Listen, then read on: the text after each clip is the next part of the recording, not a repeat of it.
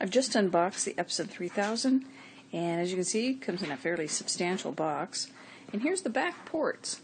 I mentioned the connectivity, the HDMI, the PC, and the component aspects. You've also got USB, and that's the back of it.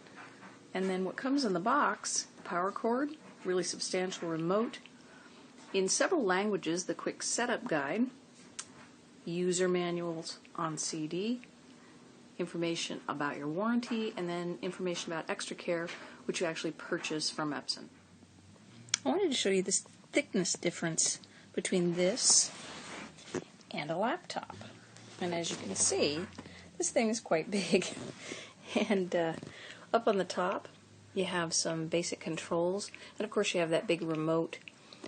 Also towards the front, you have more things you can manipulate that have to do with the lens shift and being able to change the picture both vertically and horizontally.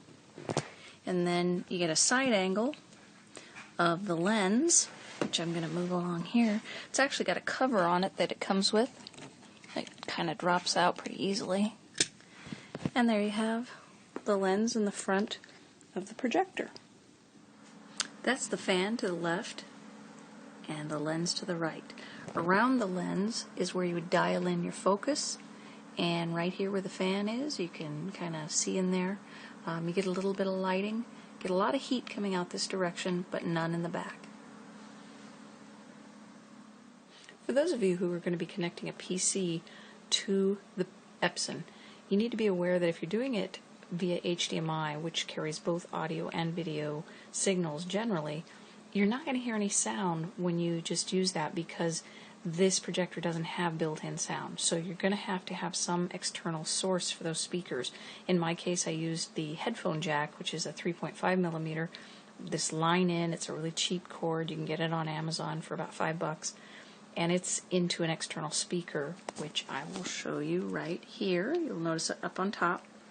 And it's connected off to the side. I wasn't getting any sound with just the HDMI connected, so I had to go in and make this adjustment. Now I hear sound when playing back over the PC connected by HDMI to the Epson.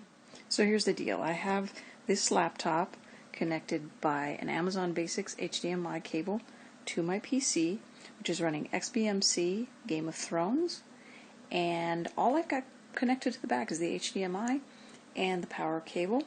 On my PC, I've got the HDMI and a line in, which is a 3.5 millimeter cable, really simple to pick up on Amazon for about $3 to $5, and it is connected to this external speaker that happens to have a headphone jack, and that's all I'm plugging it into.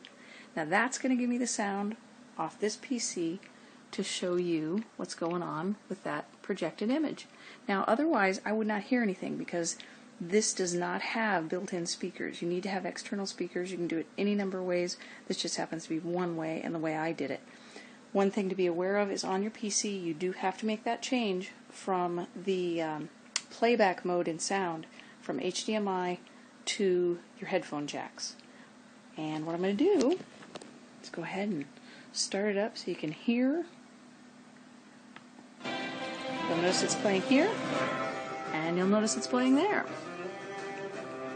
Looks really, really sharp, super colors, really impressive. I'm going to be getting a big screen to be able to enjoy this. Right now it's just broadcast to my wall, and the sound is of course really good coming through that little speaker. You could set it up to your home theater, which I happen to have off here. It's too dark, sorry about that. You know, it's kind of ideal for a big room. I've got some other wall space I'm going to be using, but I wanted to show you guys how great it is. Super easy to set up, sounds great, and super easy to use the PC with it. I'm going to go ahead and turn this off, stop it, and colors are nice and true. Here you can see some actual print, which is dialed in by the front around the lens. Hope this has been helpful to you. Epson 3000, excellent product.